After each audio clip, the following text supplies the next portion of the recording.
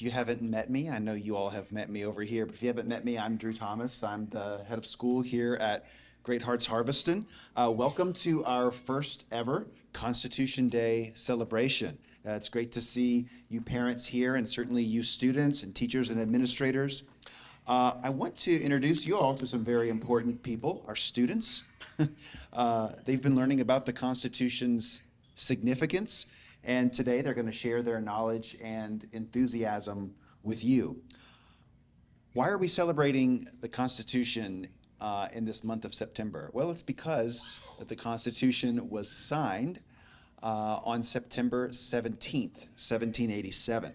This is the day the framers signed the Constitution. And as we know, the Constitution isn't just a historical document. It is the very foundation of our nation and of the rule of law.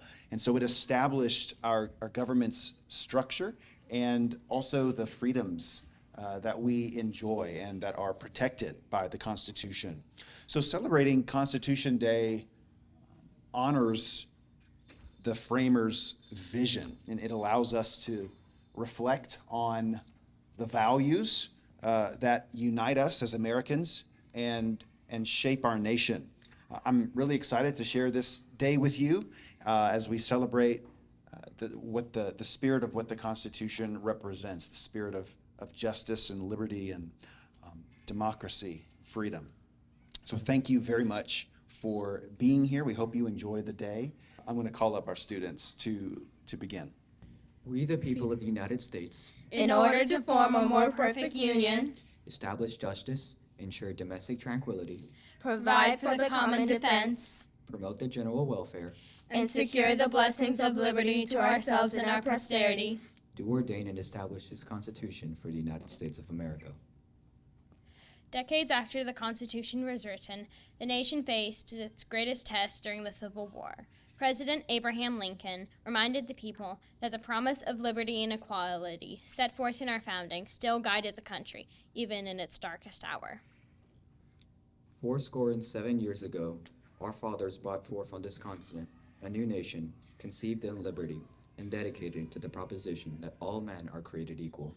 Now we are engaged in a great civil war, testing whether that nation or any nation so conceived and so dedicated can long endure. It is for us the living, rather, to be dedicated here to the infinite work which they who fought here have thus far so nobly advanced. It is rather for us to be here dedicated to the great task remaining before us, that from these honored dead we take increased devotion to that cause for which they gave the last full measure of devotion, that we here highly resolve that these dead shall not have died in vain, that this nation, under God, shall have a new birth of freedom, and that government of the people, by the people, for the people, shall not perish from the earth. Lincoln's words at the Gettysburg called the nation to honor those who sacrificed and to remain dedicated to the cause of liberty. Years later, Ralph Waldo Emerson, in A Nation's Strength, would remind us where a nation's true strength lies, not in riches or power, but in the character of its people.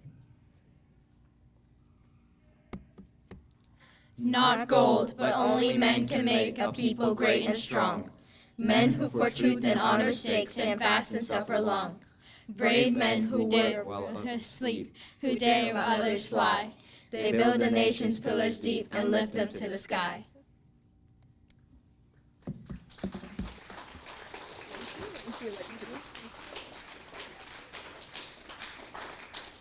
It is my honor to introduce our guest speaker, Dr. James Stoner, Jr. Dr. Stoner is a professor of political science and director of the Eric Voegelin Institute at Louisiana State University. Since 1988, he has taught courses in political theory, American constitutionalism, and the Western tradition. Dr. Stoner is the author of 2 books and co-editor of 5 more. He earned his PhD at Harvard University and his AB at Middlebury College. We are grateful that Dr. Stoner serves as the Harveston Board on the Harveston Board of Directors. Please join me in welcoming Dr. James Stoner, Jr.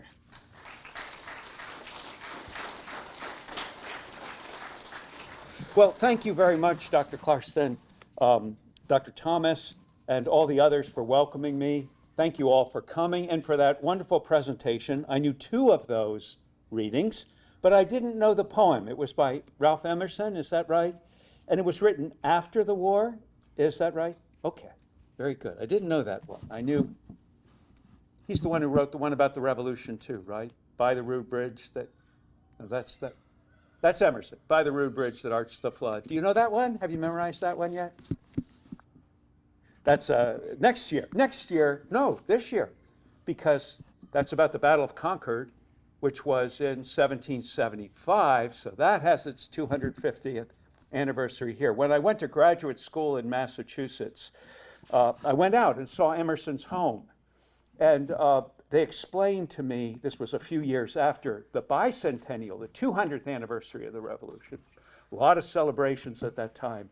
And when I went out there, they referred to the bicentennial as having happened 2 years before. And I thought, well, that's funny. I thought the bicentennial was in 1976, and this was 1977. They explained, oh no, Massachusetts, the revolution was in 1775. It was over by March of 76 when the British pulled out and went to New York.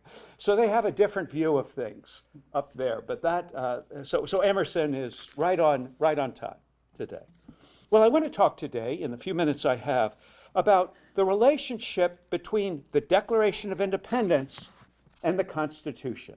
In those copies of the Constitution that you have, the pocket constitutions, you'll see both the Declaration and the Constitution are there for you to read.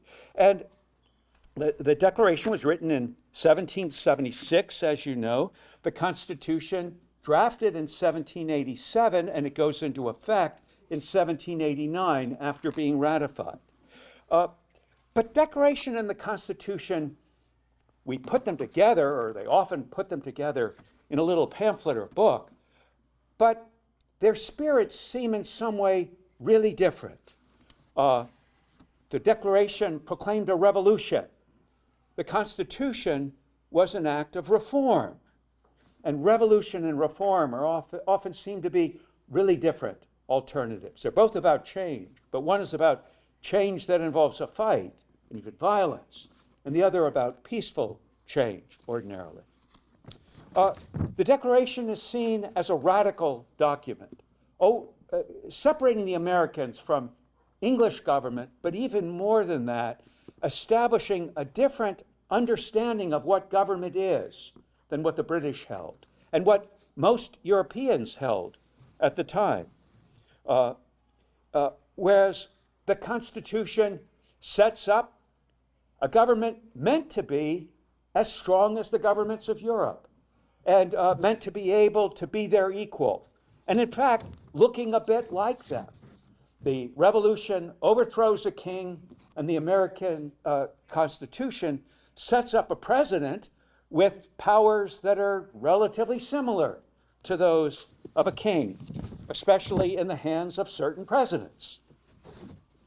So, but what I want to say today is there is a real connection with these, even though the one is about tearing down the past and the other about building up the future. And that's in my title. I want to say that the Constitution keeps the promise made by the Declaration. And I want to show you that by looking at the document. Now, if you turn to page 10, I think, you'll see the beginning of the Declaration. You didn't read that, right? You read the preamble to the Constitution. But the beginning of the Declaration, those first 2 pages, have you read that before, by the way? Have you looked at this in class or studied it in class? They will soon. Okay, so here's a preview. The Declaration is really broken into 3 parts. The first part is here on pages 10 and 11. And these are the 2 very famous first paragraphs. They lay out the theory of government that the Declaration proclaims and which the founders endorse or borrow in order to justify their actions. This theory says that government doesn't come from above. I mean, it acts like it's above you, right? But government doesn't come from above. It doesn't come from God or from the wisest man or from the strongest man or anything of that sort. It's true that the beginnings of government do come from God according to the Declaration, but God gives us rights in our natures by virtue of creating us as human beings. And then human beings make government in order to secure those rights. So it's a different theory of government. Instead of government coming directly from God and then people have to obey it because God said so or because whoever was in government said that God said so. The argument is that God made us and we can understand. He made us with minds so we can understand something about who we are. And part of what we understand are, well, these self-evident truths, right? And these truths are, first of all, that all human beings are created equal. They say all men, but the term man here is meant generically to refer to all human beings. So all men are created equal. And how are we equal? Well, we're not all the same height. We're not all the same age, obviously, right? But we're equal in the sense of having the same rights. You know what those are? You ever hear this phrase? Rights to life, liberty, and do you know the third? Well, you will next week or a couple weeks from. Yes? The pursuit of happiness, exactly. We have a right to life, to liberty, and to pursue happiness, to seek happiness for ourselves. And governments are there not to suppress those rights, not to take our lives or confine our liberty or destroy our prospects of happiness, but quite the reverse. Governments are there to secure our rights. We're the ones who have to make what we will of our lives and to find happiness if we can and to learn how to do that.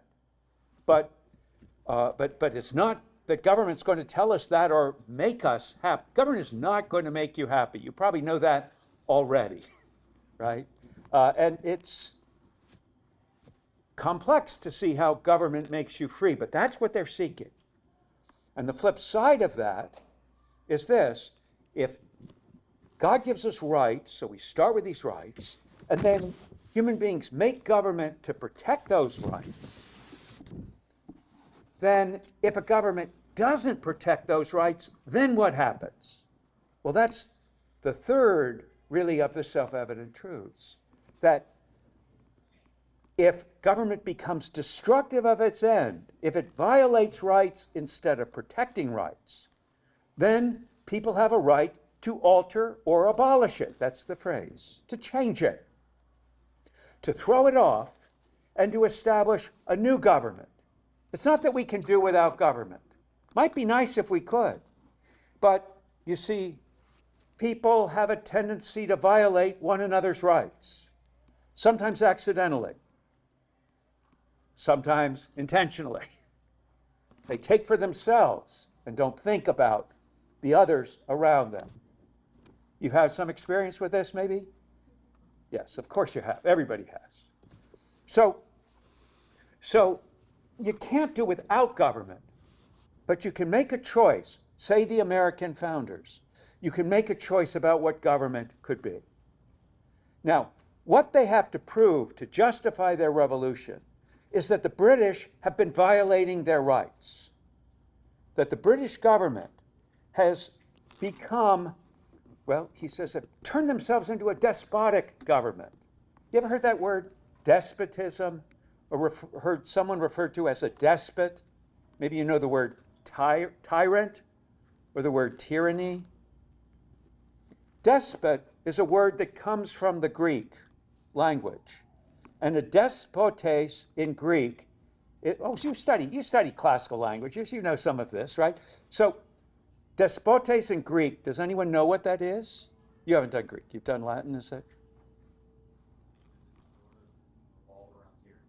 Well, yes, but it's more specific. A despotes is a master in the sense of a master of slaves. So the argument is that if a government acts like a despot, that means it's treating people like it's slaves. And the authors of the Declaration and the Constitution, at least some of them, knew what that was because some of them owned slaves. You know this. So they didn't want that for themselves. That's for sure. And so they felt they had to change the government, but they had to prove that the government was being despotic. How do they prove that?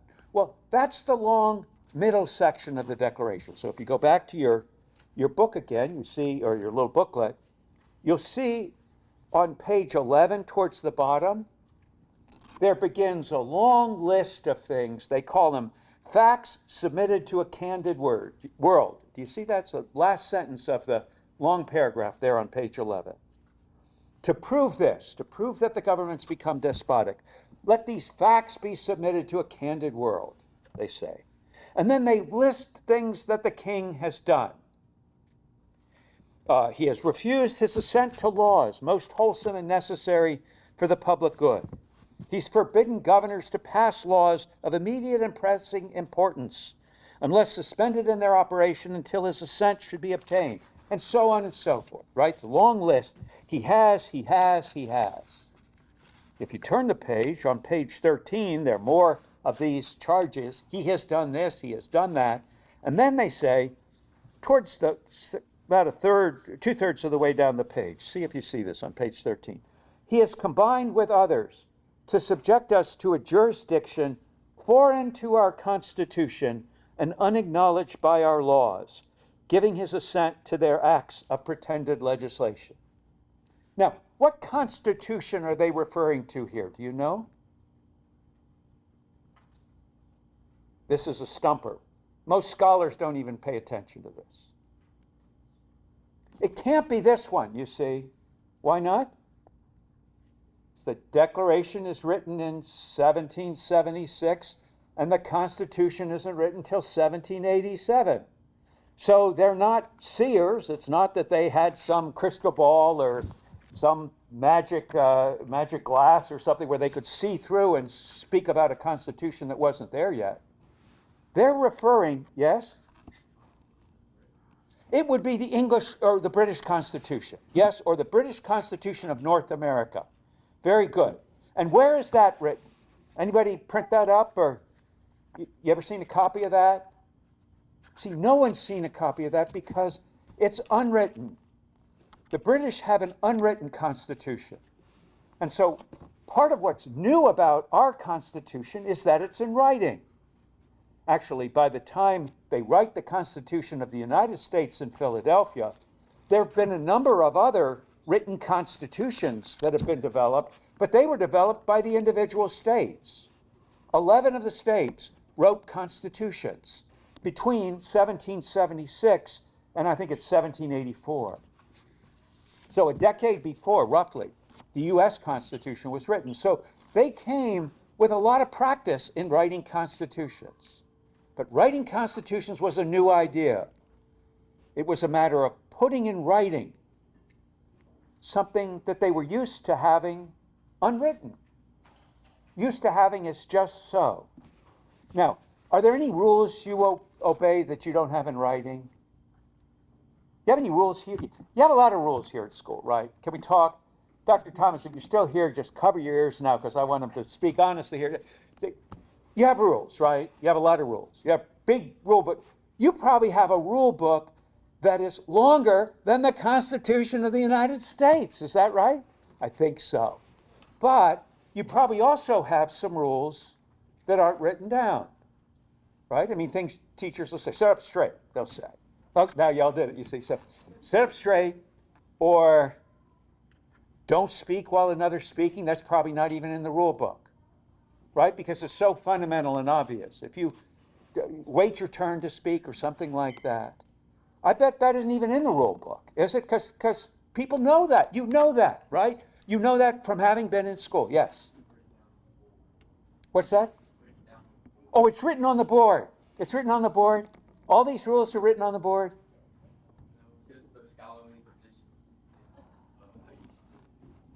Oh, okay. How you sit. Okay, so we put a lot of these in writing. So it's often true, though, that rules that are in writing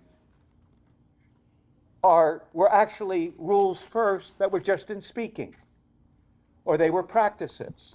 Again, they're probably things that, okay. Is it written on the board? You can tell me this. Is it written on the board, don't burp in class? Is that written on the board? Is that a rule in class? Well, of course, I mean, or at least out loud, or at least not intentionally. Sometimes the body does what the body does, but you don't need to put that in writing to know that's a rule. Right? Now you'll say, well, these are the little things. We put the big things in writing, not the little things. This is something of a change that the founders of the Constitution are establishing. Let's put the rules in writing. What's the advantage of having rules in writing? Yes. Everyone can see them. And everyone knows what they are, right? Including the person who's enforcing it. So if the rule says, I don't know, what's the scholarly position? Okay, so if somebody tries to get you to say, well, the rule today is sit in a slouching position, right? I mean, I guess you probably all know how to do that, but that wouldn't be the rule. And someone, because you can't just make up the rule, I suppose, unless it's someone with authority. But you all know what the rule is because it's there in writing. And you know the same rule. The teacher knows the same rule as you, right? It's there in writing. And that's part of the point. The teachers and you all have the same rules. And that's part of what a constitution is aiming to do, right? Except it said the teachers, it's the government. The government and the people are bound by the same rules, and now they're going to be in writing so we know what they are. Well, at least what the basic ones are. The most important ones are, or at least the most important ones are from the point of view of government. But the English didn't have a written constitution. So when the colonists are speaking of this constitution, they're speaking of what they know and they're confident the British know, the rules they know, like not burping in class or whatever it was, that nobody ever bothered to put in writing, but that they could agree on. These are the rules. Or at least that's the colonist view. These are the rules, and they ought to be obeyed, and the king has disobeyed them. Or the king and parliament, because when it says he's combined with others, they mean with parliament, the members of parliament, who are claiming to be a legislature for the colonies, but from the point of view of the colonists, that's not a legitimate claim. They are the legislature for England and for Great Britain, but not for the colonies. The colonies have their own legislatures. In Massachusetts, they called it the General Court. In Virginia, it was the House of Burgesses, and so on in the different original colonies and states. Now, you'll see there's this whole list, and what I gave you on the handout is the list of different facts submitted to the Candid World. They aren't facts in the sense of dates and names, but what they do is reference well-known events at the time that were seen as violations of the English Constitution. And so, if these are the violations, the promise of the Declaration, I suppose, right, because what they're going to do in that last paragraph, I mentioned that at the end, we therefore declare these to be free and independent states, which have certain powers. They're separating from Great Britain. But there's an implicit promise, isn't there? See if you think this makes sense. There's an implicit promise that when they set up their own government, it's not going to do the things the British did. Does that make sense? I mean, if they throw the British off for becoming despotic, their claim is going to be, when we set up an alternative government that won't be despotic, it isn't going to do these things the British did. And what you can do, and you don't have to fill this in, but I'm going to point to a few of these points, is you can actually find for every single point made in the Declaration in the left-hand column, something in the Constitution itself that responds to it. So let's take that first point, that the king refused his assent to laws. What does that mean when the king refused his assent to laws? Do you know what that was called? Yes. No. No, treason would be making war against the king. Refusing the assent, if the king refuses his assent to laws, that's called exercising his, it's a term from Latin, I think, right? Veto.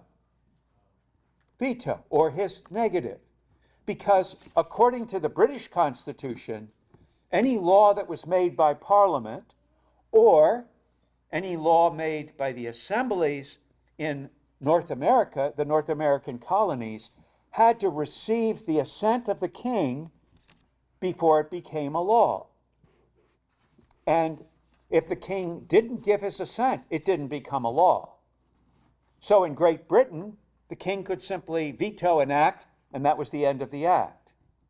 The kings did that in the early centuries, but interestingly, in the 18th century, the 1700s, the kings didn't exercise the veto. But they did over the Americans. And what would happen is when the Americans passed an act of legislation in their assemblies, they would have to send it across the ocean to the king, or actually his privy council, and wait until that was approved. And that's the delay they're complaining about. So how are they going to solve that so the Constitution doesn't do that? Well, now turn to page 32. That's in the Constitution itself. It's in Article 1, Section 7, and that's the description of how a bill becomes a law. And there you'll see, well, maybe you know this, what happens after both houses of Congress have passed a bill? What happens before it can become a law? Do you know? Does anybody else have to get involved and sign it? The president does, right? Not the king. We don't have a king, but we do have a senior executive officer called the president. And the president has to sign the bill for it to become a law, or else he can veto the bill. But here's the difference. Here's the remedy to the mischief. If a president vetoes a bill, Congress can do what? It can override the veto. So that if to pass a bill, it takes a majority in both houses of Congress, and then it goes to the president.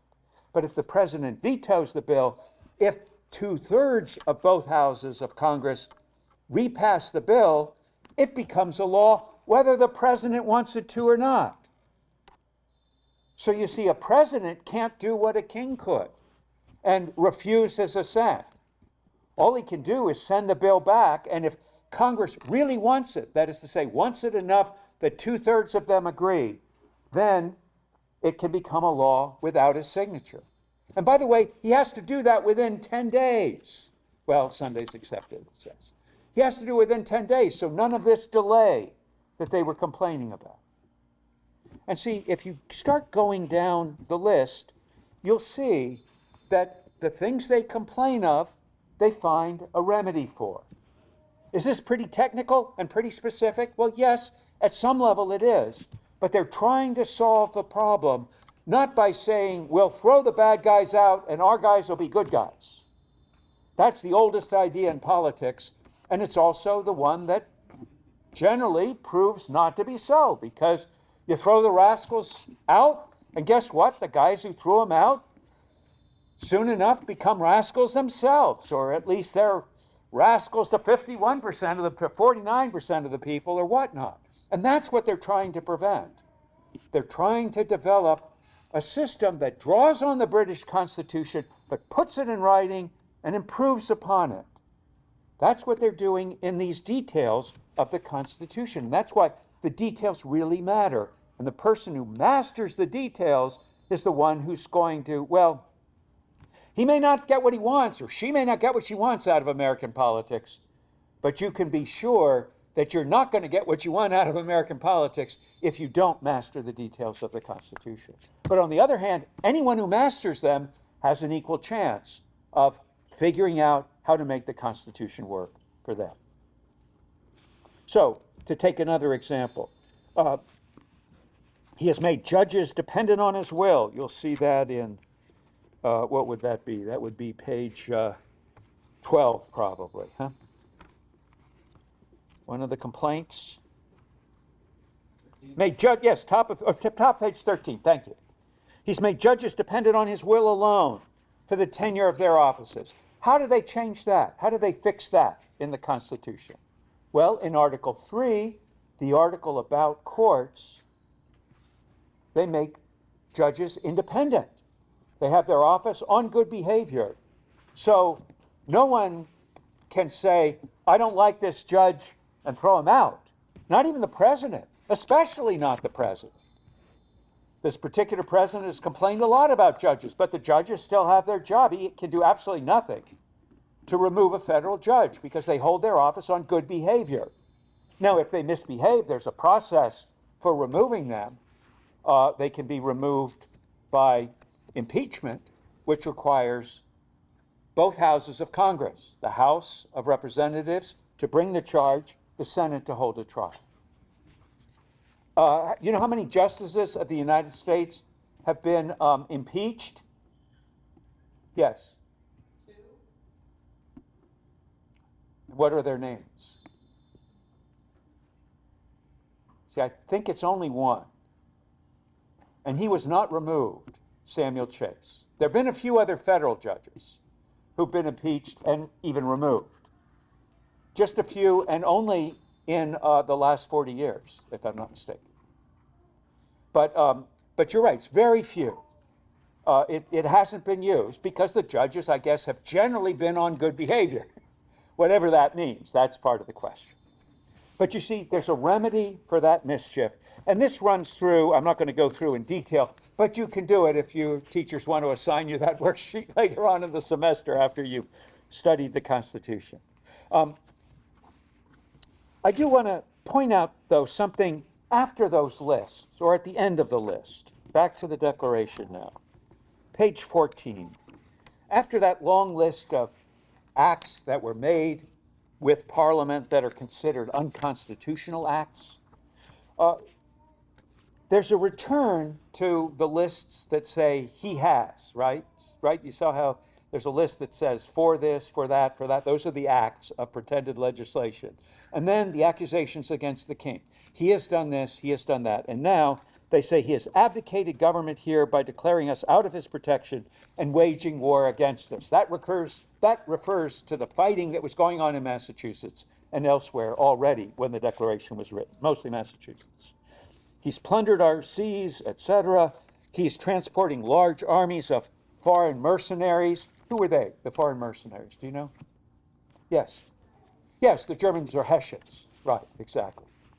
Then it says he's incited domestic insurrections amongst us and endeavored to bring on us the inhabitants of our frontiers and so forth. The domestic insurrections. Do you know what that refers to?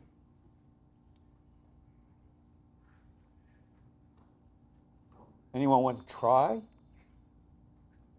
The British offered freedom to slaves if they would fight with the British. And that's referred to here. The Declaration, in fact, had a clause in Jefferson's draft. Do you know about this? In Jefferson's draft, there was a clause to the Declaration that complained, among the complaints against the king was, he has waged cruel war on human nature by transporting a people who never did him any harm across the ocean to serve others, something to that effect. And that's a condemnation of the slave trade. And Congress removed that, partly, I guess, because the members of some of the southern states wanted to continue the slave trade, partly because the members of the northern states realized that they too had been involved in the slave trade. What does the Constitution say about slavery? Just hinted at here in the Declaration, in this mention of domestic insurrections. By the way, there were some who were freed, there were some who fought for the British and didn't get their freedom, and the British didn't redeem. But for the most part, this was not widespread at the Revolution, although historians are uncovering this history a little more precisely. What does the Constitution say about slavery? Do you know? The Declaration doesn't say anything about it explicitly, except at this little hint, because they ruled out the clause Jefferson drafted about it. What is well, the Constitution never uses the word slavery, but it does allude to slavery 3 times, at least. The first is when representatives are apportioned. They'll be apportioned according to the population of the states, and 3/5 of all other persons, the population of free inhabitants, and 3/5 of all other persons being presumed to mean those who were enslaved. Second time, Congress is forbidden from abolishing the slave trade before 1808, but by implication, quite clear implication, allowed to abolish the slave trade in 1808. Do you know when the slave trade is abolished? The international slave trade is abolished in the United States. You want to guess? 1808. In other words, it was abolished the very first day it could be, January 1, 1808, according to a bill that was passed by Congress in February of 1807. That bill was signed, not vetoed, by the president at the time, who was president in 1807. You know that? Somebody must have done president in academic games or quiz bowl or something, huh? No, Lincoln is not even born, right? He's born in 09, I think, right? Who was president? Yes. Close. But Washington died in 1799, and we ruled out, couldn't have been Lincoln. So somewhere between Washington and Lincoln, okay? Yes?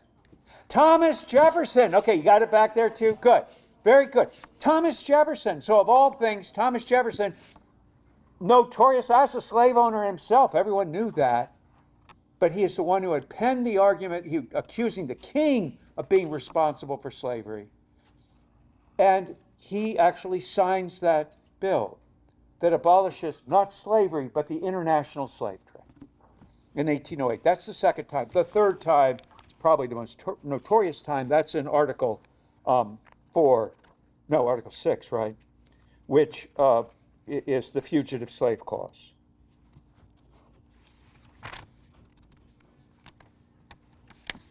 No, I've got that wrong. It's Article 4, right? Article 4. And that would be on page 44. No person held to service or labor in one state escaping into another. See, they don't say slave, but that's sort of the implication of what it is. Now, I say the Declaration or the Constitution fulfills the promise of the Declaration. And the original Constitution of 1787 does that, I think, by all of those passages I read and many others you can look up, all the technical parts. But the promise of the first paragraph of the Declaration, the promise that all men are created equal, and that government exists not to suppress their rights, but to secure their rights, that's fulfilled only later by the Constitution. Turn, if you would, to page 53. Here you'll find the first and only mention of the slavery in the Constitution. It's in the 13th Amendment. That's ratified in 1865. Do you know what president proposed the 13th Amendment and worked very hard to see that it was passed through Congress? Abraham Lincoln. Okay, good. You ever seen the movie by Steven Spielberg called Lincoln? That's what it's about. It's not about Lincoln's whole life. It's about precisely the effort to pass the 13th Amendment through Congress and then get it ratified by the states after he was assassinated. Neither slavery nor involuntary servitude, except as punishment for a crime, shall exist in the United States or any place subject to their jurisdiction. The 14th Amendment, securing us all as citizens and granting us privileges and immunities that the states can't take away. The original Constitution made it clear that the United States government can't take away our privileges and immunities. But remember, the states had their own constitutions, and the federal Constitution doesn't replace the state constitutions. It only is supreme over them if there's a conflict between them. And they wrote it so ordinarily there wouldn't be a conflict. But now, the federal government in the 14th Amendment is going to take responsibility for protection of rights, even if a state government is going to violate them or wants to violate them. And then the 15th Amendment, of course, extending the vote to people without regard to their race.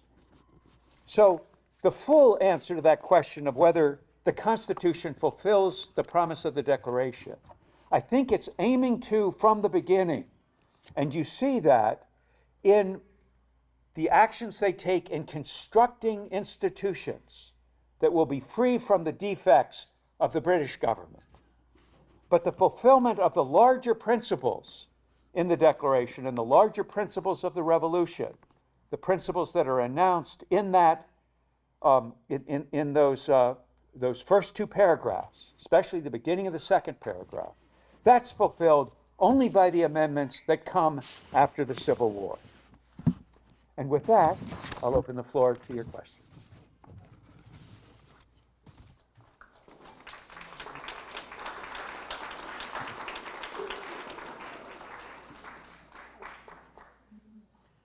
You've been very patient. I stopped on time, but we started early, so I think I talked a little longer than was scheduled. What questions do you have? Oh, you have a question. Good. Okay. Why do you think Jefferson and the other writers chose the phrase, all men are created equal? What do you think they meant by that time? Has the meaning changed over time? That's good. It's a good question. I think they meant that people, well, they meant two things, right? One is that we get who we are, our identity or our nature, from the Creator. We're not our own creators, and government isn't our creator. So even though we're Americans, it's not the American government that makes us fundamentally who we are. More fundamental than our citizenship is our human nature. And that's we owe to our Creator, according to this phrase in the Declaration. It's not clear that Jefferson wrote that, but Congress added it, and it's very much there. So that's the first part. But the second part, in what respect are we equal? We're equal in our rights. I think that becomes clear, right? We're endowed by our Creator. All men are created equal and endowed by their Creator with certain inalienable rights, and we listed those before, right? So we're equal in the sense that we all have a right to our own life. No one can take that away from you, or rather, no one can take that away from you justly. Although people take each other's lives, sometimes that's murder. We have a right to our own liberty. Now, they don't stop and define in detail what that is, but it seems to mean, in general, a right to govern ourselves. Why do we have that? Because of our natures. And what is it about our natures that makes it capable for us to be free? We have minds, right? So we can make choices. And also, we have a certain spirit in us, right? So we stand up for ourselves. And because to be free, you've got to do both of those things. You have to have the courage to stand up for something and assert your freedom. But for it to be freedom and not just anger, you have to give some thought to it, to what you're going to do and to what choice you'll make. And then we know from our natures, right, that we're made to be happy. But whether we're happy or not is not something someone, right? I don't know, you have a rule, you don't have a rule on the board that says, be happy. At one point, there was a popular song, "Don't Worry, Be Happy," I guess, but it wasn't a rule, right? It was advice or counsel, because you can't force somebody else to be happy. You can't even force yourself to be happy. Have you noticed that? You might try it. Some people say, "Well, you got to do self-talk. I'm happy. I'm happy. I'm happy. I'm happy." But it doesn't always work, does it? So that's going to take some application of your mind to learn what it takes for a human being to be happy. And then to learn what it takes for you, the particular human being you are, to find your happiness. And I do think they mean both of those things. They mean to refer both to what in general makes human beings happy, but also because this is an individual right. People are equal in that. No one else can tell you. They can give you advice, but they can't tell you what you have to do to be happy. Because it might be that that doesn't fit your nature or your particular calling. They can tell you some things that are definitely not going to make you happy, even though somebody hanging around outside of school might say, "Oh, here, try this. This will make you happy." Right? So they can tell you pretty clearly what won't make you happy, but not always what will. I think all of that is sort of packed into that phrase. Is there another question? The Declaration says people have the right to alter or abolish their government if it fails them. Do you think the idea still applies today? Why or why not? Well, yes, very good. I think it definitely applies today. And by the way, I think I didn't answer the second half of your question, I just realized, which was, does this still apply today? The answer to that is yes. Look, these are said to be self-evident truths. Was 2 + 2 4 at the time of the founding? You don't have to go back and say, well, we've got to go research that in an old book of mathematics and see what. No, right? I mean, that's a truth. That's always so. And they present these truths as if they're always true. These are the laws of nature and nature's God, they say in the previous sentence. So I think definitely true today. Whether they're recognized as true, that's another matter, but people don't know, they don't recognize all truth, do they? So, on the question of altering or abolish, yes, but here, you see, here too is where the writers of the Constitution thought about how to fix the British Constitution, because the British Constitution didn't really have a way of fixing itself. Or the way of fixing it was the same as the way of making any laws. But if it's the same of making any laws, then there's no way to stop Parliament from making an unconstitutional law except by rebelling against them. And that's what they have to do. We don't have to do that, because if you turn to Article 5 in the Constitution, that would be on page 46. They set up a whole process for amending the Constitution. That too was new. They put it in writing, and then they said it can be changed. Now, it's not easy to change it, but it can be changed, and it has been changed.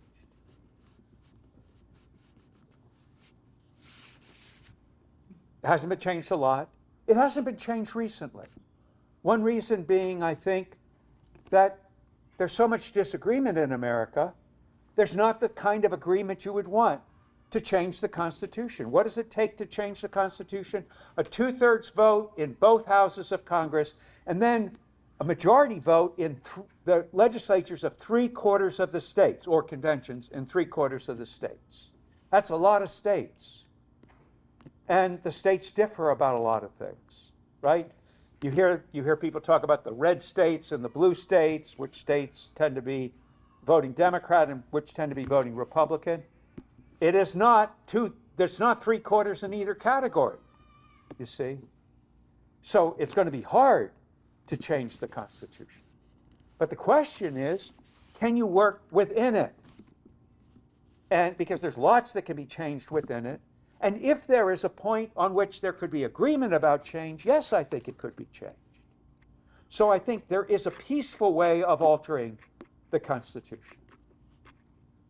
I happen to think that a lot of the proposals for altering it are pretty foolish, but that's where you have an argument. And because, here's the other thing that's really cool in a way. Because the Constitution can be changed, there's a way in which, if we keep it, it's because we've chosen to keep it. You see, here's the thing that makes it really hard, even for scholars, to study the Constitution. We look at this Constitution and we say, this is the oldest written Constitution in the world. And that's almost true. It's not quite, because the Constitution of Massachusetts was written in 1780, and it's still in effect. The other states have replaced their Constitution, but not Massachusetts. They still have the one that John Adams drafted for them and that they ratified in 1780. So this is the second oldest Constitution in the world today. But so it comes to us as something very old. We inherit it, in a way, in the same way that the British inherited being under the king. But here's the difference. We can change it. And because we can change it, if we keep it, that's because we chose to keep it. No, maybe you say we didn't actively choose to keep it. We just sort of went along. But then you see we're not being free. We're not standing up and making the choices for ourselves.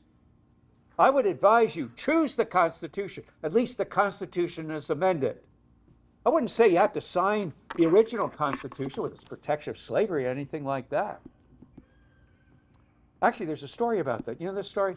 In 1987, the bicentennial of the Constitution, there was a movement. Somebody came up with an idea. Well, let's get people to sign the Constitution. They can add their signatures to it. There were, I don't remember how many originally signed the Constitution. We can count it. I think it was 30-something. But apparently there were 54 delegates there. They didn't all choose to sign it, which I understand is the same number as in your class. So this is pretty impressive. You could each be a delegate if you want to put that exercise together. But they had this idea. Well, sign the Constitution. And one of the justices of the Supreme Court, Thurgood Marshall. You ever heard of him? Thurgood Marshall. He was the first African-American justice on the Supreme Court. He was appointed by Lyndon Johnson, but he had distinguished himself before that because he was the lawyer who won the case of Brown versus Board of Education, which was a case that ordered the desegregation of public schools. Because, as you might know, in ancient times, which is to say, until the year before I was born, quite literally, many of the states, including Louisiana, segregated schools according to race. In any event, Marshall refused to sign the Constitution. They said, well, what are you doing? You're justice on the Supreme Court. And he said, that Constitution protected slavery, and I won't sign it. And people respected that. But you see, our choice is to take the whole thing as amended. And it has been amended. I mean, these crucial amendments, the most important amendments, well, at least 3 of the most important amendments after the Civil War. The Bill of Rights were amendments that were passed right away because those who didn't want to ratify the Constitution complained about it, that it didn't have a Bill of Rights. So the founders made a compromise and they said, okay, we'll add a Bill of Rights. And they did, and those are the first 10 amendments. There's an amendment passed about 100 years ago, which gave women the right to vote. Before that, they had the right to vote in a few states that gave them the right to vote, but not nationally. It was up to the states. But that made it so that nationally, women had the right to vote. So the Constitution can be altered. And I wouldn't recommend abolishing it.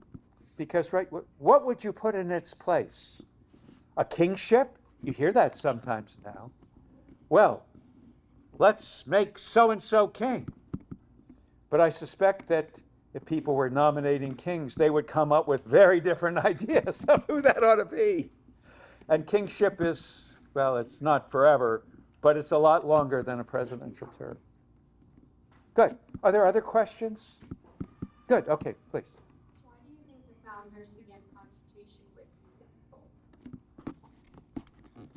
That's a great question. Why did they begin the Constitution with this phrase, this famous phrase, we the people of the United States of America, right? Well, that's owed to the most curious man at the Constitutional Convention. His name was Gouverneur Morris. A weird name, right? His name's Governor, but he was, well, I don't know. I guess sometimes you got names like that. I had a student named Sheriff, so, some people named King, I guess, so okay. But he was named Governor, Gouverneur Morris. And but he was a good writer. And after they had voted on all these different institutions, they gave it to him over a long weekend, effectively, and said, okay, now make it sound not like a real technical document, but something that you can put in your pocket, so to speak, and that reads pretty well. And Morris wrote that. He's generally considered to be the one who actually wrote the prose of the Constitution. He took all the resolutions that had been passed, but those were about twice as long and more complex and less fluid, and he put it into a continuous document. And he wrote this preamble. They hadn't been voting on that. In fact, the first time they see it, if I'm not mistaken, is when they bring the whole Constitution in about a week ahead. In fact, probably around September 8th. So good to do our talk today, even though we're about a week ahead. And Morris thought, we the people, it's different from the Articles of Confederation.